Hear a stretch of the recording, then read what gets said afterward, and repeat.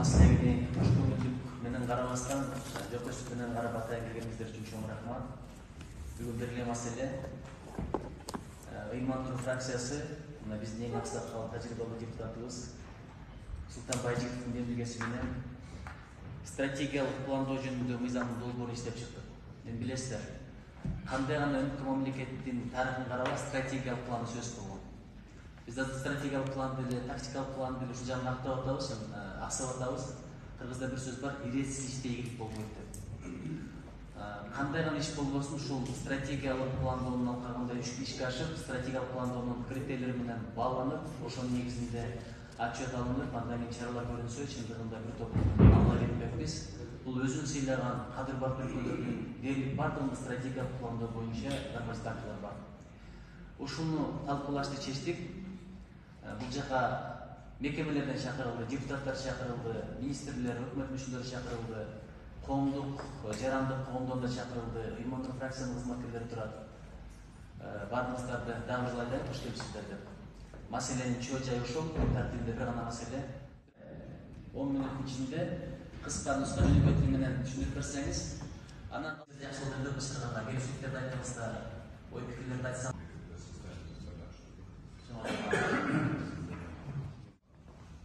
Endi kun jaqlarımız öyle var mı? Бирок мындай системдүү түрдө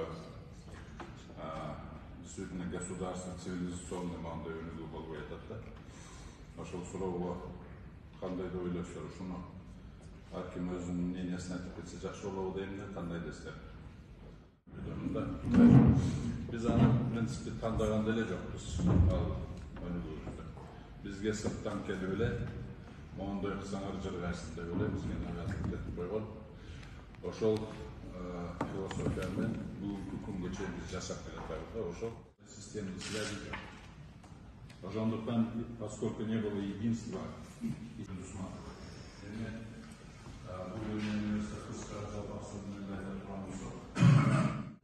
бул мыйзамда эми сиздердин баягы бизге керектүү нерсе, силердин бул силердин ойлоруңар. Анан баардык мыйзамды, конечно, окуп чыгасыздар, бирок бир нече мыйзам бар, биrini бар, ошол жерде сиздердин ойлоруңар керек деп ойлоймун. 12-беренеде стратегиялык пландоо документтери мамлекеттик каттоодон сөз сүйлөтүш керек дегенбиз да. Мыйзам жерде мындай dilekçe oyun бар эле. Бул абдан актуалдуу жагында кеп жок. Акпалда маселе. Эми азыр жакын кошуналарыбыздан Кытай мамлекети абдан жакшы өнүгүп атат. Бул жагында кандайсыз?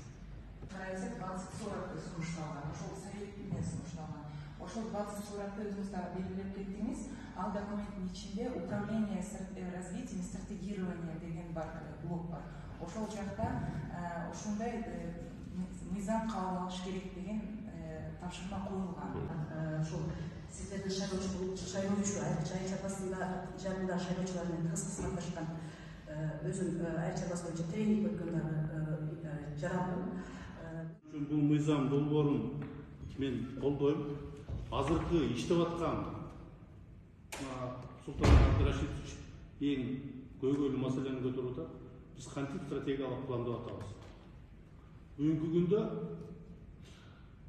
экономика министрлиги орто убакытка 3 жылдыкка же болбосо социалдык экономикалык өнүктүрүүнүн орто мөөнөттүү болжолу деп 3 жылга болжол чыгарат. Негизги макропоказательдер чыгарат. Анын негизинде финансы министрлиги азыр башка мыйзамда сүйлөшүп отурат эле. Бул жерде транснационалдык корпорация менен жылында түзүлгөн пландын ортосундагы чоң айырма бар. Нуржет Кадырбекович, рахмат Тарашевичке чакырганга мен айтам, бул абдан керек мыйзам. Бизде ушу стратегиялар боюнча эле мен По многим, так сказать, чиновник, которые не хотят работать, которым очень выгодно устроились, очень удобно. Он поперек горла стоит.